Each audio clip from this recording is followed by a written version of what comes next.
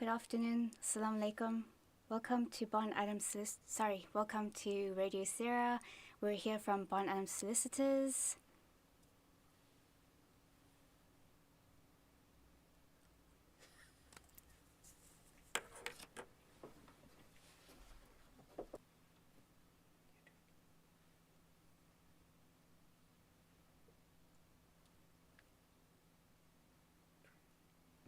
Okay, so what we're going to do is we're going to start talking about property and conveyancing. And we hope you enjoy our little talk. Right, I'm going to start talking about SDLT and uninhabitable properties. Then I'll pass it on to my colleague Nasser, who will start talking about leasehold conveyancing. And then my colleague Maria will take on from there. So let's begin. Right, so for those who choose to pursue renovation projects as a way of generating rental income, doing up a dilapidated property makes commercial sense. When you're purchasing an investment property, the addition of the 3% SDLT increase means that the SDLT hit may be significant. However, as this only applies to residential dwellings, buying a dilapidated property that doesn't meet the definition of a dwelling can deliver substantial SDLT savings. Not only is the purchase price on which the SDLT payable low, as the renovation costs incurred post-sale and SDLT free, SDLT is charged at the non-residential rates and the 3% supplement does not apply. In 2019, the first-tier tribunal ruled in the case of Bewley versus HMRC that a bungalow and plot of land which had planning permission for the demolition of the existing building and the construction of a new dwelling was not suitable for residential use at the effective date of the transaction. As a result, SDLT was payable at the non-residential rates rather than the residential rates. Therefore, the 3% SDLT supplement did not apply. The legislation defines a dwelling as a building that is used or suitable for use as a single dwelling, or which is in the process of being constructed or adapted for such use. In the Bewley case, the property wasn't used as a dwelling on the effective date of the transaction.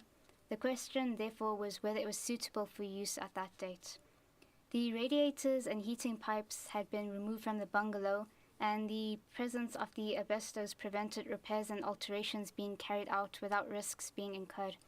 As a result, the tribunal found that the property wasn't suitable for use as a dwelling, and that SDLT was payable at a low non-residential rate.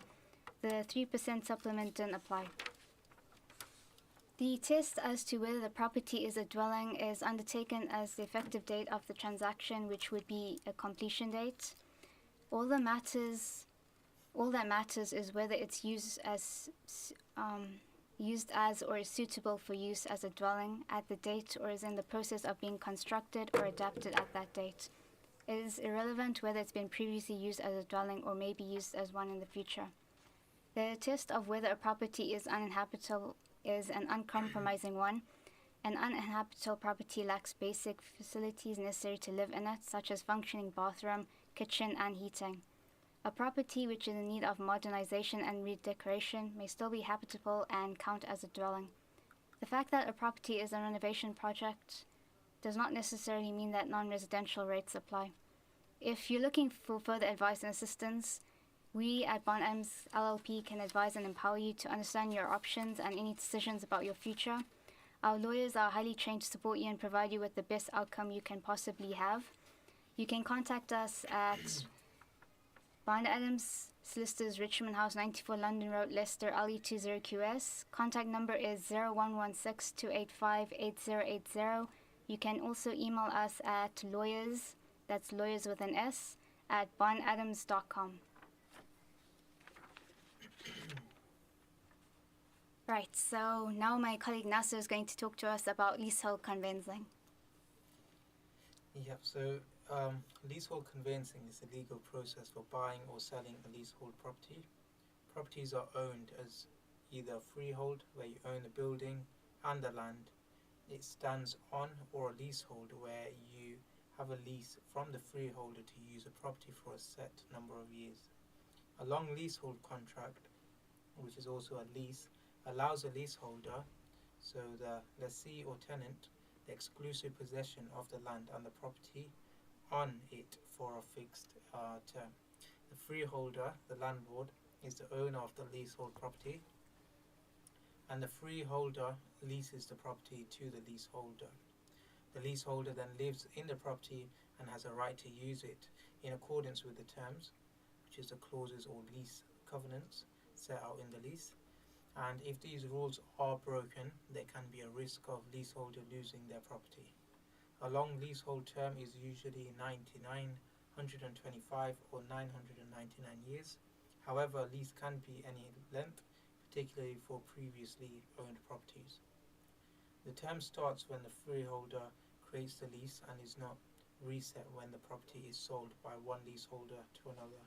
The lease reduces in length as the years go by.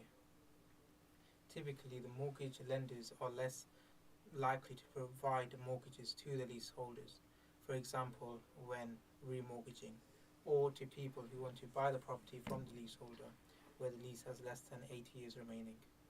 A lease typically contains a range of charges a leaseholder needs to pay every year.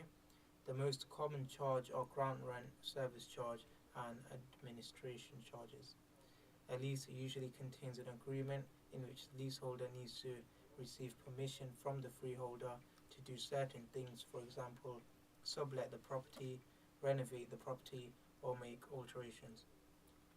When viewing a leasehold property for the first time, it's important that you seek advice from the estate agent, developer, or freeholder on the following: the number of years remaining on the lease term, as this can affect your ability to get a mortgage or the cost of extending the lease; the annual ground rent, whether it increases, the frequency of the increase, and the method of the increase; the current service charge and what it covers, whether any major works have been recently completed or are to be expected, for which you may be asked to pay towards. There's also whether there are any restrictions on how you use the property or charges for certain activities, for example, owning a pet, changing your boiler, for example; whether there are requirements for gaining permission, for example, to sublet or alter property, and whether fees will be charged for doing so; whether ground rent payments are up to date and who collects them; who the freeholder is, and if there is one, which managing agent they use for the property; which insurance company will insure the building, and what the annual insurance amount is. This may be addressed in the service charge information. It's also important to know whether the freeholder has agreed to or intends to sell the freehold, especially for new build properties. So that was a brief discussion on leasehold conveyancing. I will now let my colleague Maria talk on her experience on Bond Adams. She recently joined our firm. So yeah.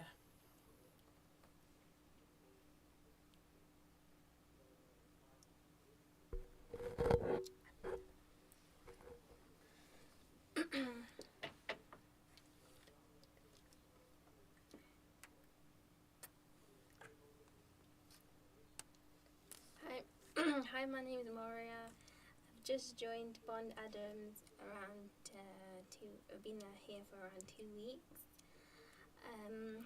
Working mainly in the property department. Been doing a lot of residential, touching on some commercial.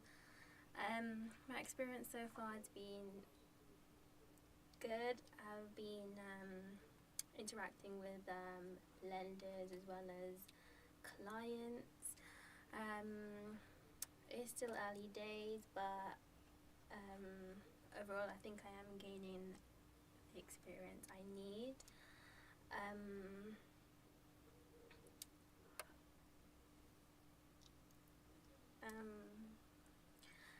My team were very helpful and